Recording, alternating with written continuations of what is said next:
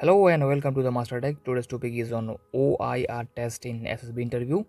Okay, before starting the video, let's see here the QR code of my YouTube channel. You can scan it and visit my YouTube channel, and along with here the Telegram channel QR code, you can access every study material regarding all the video uploaded.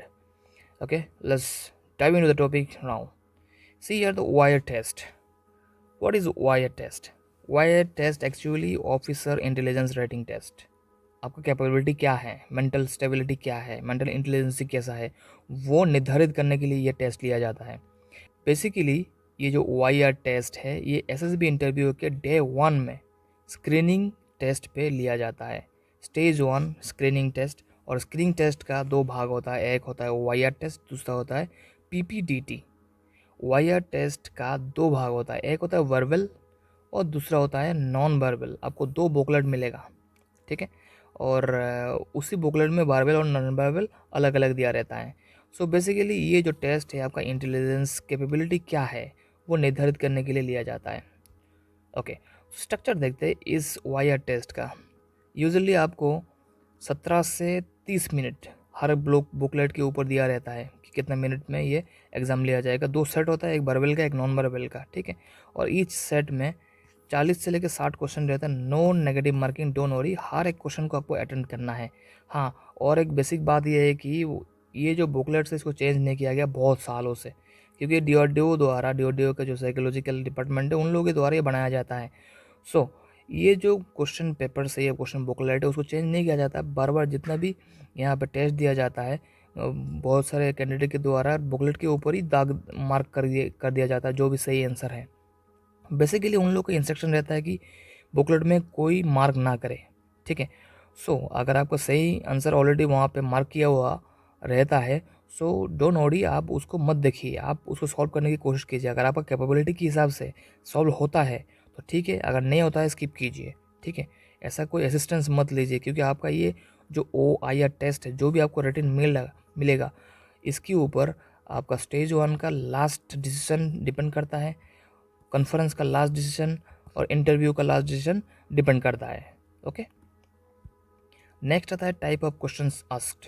देखिए, verbal reasoning में आपको series के ऊपर coding, decoding, blood relation, direction, analogy, arithmetic problem, ये सब जो topics है इसके ऊपर आएगा। वर्बल में मीन्स सिंपल सी लैंग्वेज में लिखा रहेगा, उसी के ऊपर क्या आपको क्वेश्चन आएगा और वही आपको आंसर करना है, मल्टीपल चॉइस क्वेश्चन टाइप।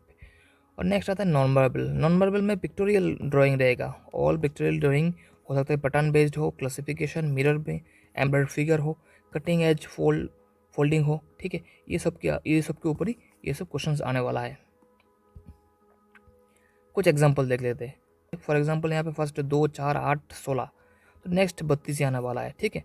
तो इसी हिसाब से ही आपको क्वेश्चन आने वाला है। इजी क्वेश्चन रहता है, कोई हार्ड नहीं। अभी देख लेते हैं नंबर 2 क्वेश्चन।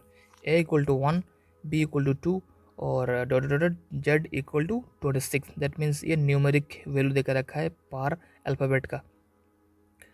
तो देखिए बोला गया, हाँ, कैट का कोड क्या हो सकता है। ए का कोड अगर 1 हो, बी का कोड अगर 2 हो, जेड का 26 हो, तो सिंपल सी हिसाब सी फॉर 3 नंबर पे आएगा, ए तो 1 नंबर पे आएगा, तो टी तो 20 पे आएगा, तो no issue, 3 1 20। So this all about the verbal reasoning, एक एग्जांपल था, ठीक है। अभी नेक्स्ट देखते हैं नॉन वर्बल रीजनिंग। यहाँ पे एक फिगर दे के रखे हैं, ठीक है। नेक्स्ट फिगर क्या आना है वो आपको डिसाइड करना है। यहाँ पे 1 2 3 4 5 फिगर है, और नेक्स्ट छठा फिगर क्या आने वाला है, ठीक है। सो देखिएगा यहाँ पे, देखिए पहले अगर हम ये सर्कल को अगर हम देखें, सर्कल पहले इस कोने में था, ठीक है, फिर बीच में आया, फिर इस कोने में गया। दैट मीन्स ये पैटर्न कैसे बना, इस हिसाब से बना, फिर यहाँ पे आ चुका है दोबारा, ठीक है। तो दैट मीन्स इसी ये ट्रायंगुलर पैटर्न में ये घूमते रहेगा। ओके, और इन द सेम वे अगर ये जो बक्सा है, स्क्वायर है, उसको अगर देखें, वो पहले इस पोजीशन में था, फिर नेक्स्ट इस पोजीशन में आया, फिर नेक्स्ट इस पोजीशन में, फिर नेक्स्ट यहाँ पे, फिर अगेन यहाँ पे। दैट मीन्स ये बक्सा के रूप में ये घूमते रहेगा, ठीक है। पर ये क्लॉकवाइज है, ये एंटी क्लॉकवाइज है, ठीक है। ये एंटी क्लॉकवाइज, ये क्लॉकवाइज। तो देखा जाए तो किस हिसाब से आ रहा है, जो डी नंबर है, ठीक है, क्योंकि ये जो घूम के आया है पूरा बक्सा, जो बक्सा पूरा घूम के आया है यहाँ पे आएगा, तो फिर नेक्स्ट स्टेप यहाँ पे आने वाला है। नेक्स्ट स्टेप यहाँ पे 3 पॉसिबिलिटी। अभी अगर ये सर्कल का पॉसिबिलिटी देखें तो सर्कल पॉसिबिलिटी यहाँ पे जाके रुकता है, ठीक है।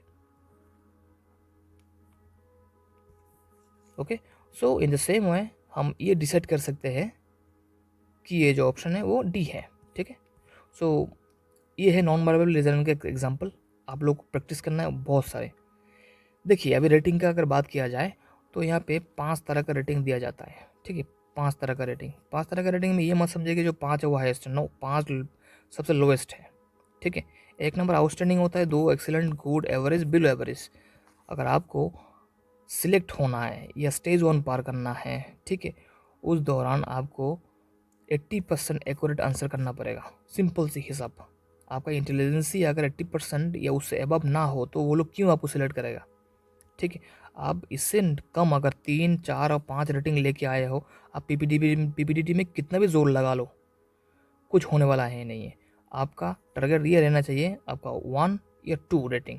ठीक है, दैट मीन्स 80% उसका अबव। ओके, ये रेटिंग अगर आप रख के चलो तो no issue, it will be clear easily. अभी इम्पोर्टेंस थिंग ये है जो अभी मैंने बताया, ये जो वायर टेस्ट है बेसिकली आपका मेंटल एजिलिटी क्या है, logical reasoning and problem solving किस हिसाब से कर सकते हो, वो सब का रेटिंग करते हैं वहाँ पे। ठीक है, तो इसी की बेस पे आपका स्टेज 1 डिसाइड करता है। अभी हायर स्कोर करने का टिप्स सिंपल सी सब, आपको बहुत सारा प्रैक्टिस करना पड़ेगा। मॉक टेस्ट लीजिए। ठीक है, आप टाइम मैनेजमेंट कीजिए, कैसे आप कर सकते हो उसका स्पीड, एक्यूरेसी बढ़ाइए। ठीक है, कोई भी किताब ले लीजिए, वर्बल नॉन वर्बल का। मैं कोई एडवर्टाइज नहीं करने वाला हूँ कौन सा किताब खरीदना कौन सा नहीं करना, कोई भी किताब ले लो आप। वो वर्बल प्रैक्टिस करो, नॉन वर्बल प्रैक्टिस करो, एक्यूरेसी बढ़ाओ, स्पीड बढ़ाओ, मॉक टेस्ट करो। ठीक है, और टाइम मैनेजमेंट, सिंपल सी सब। ओके, और एट द लास्ट मैं बस ऑल द बेस्ट ही बोलना चाहता हूँ कि अगर कोई भी इशू रहे इस OIR टेस्ट के रिलेटेड, सो बेझिझक कमेंट सेक्शन में आप बताइए। I will definitely help you. At last, जय हिंद।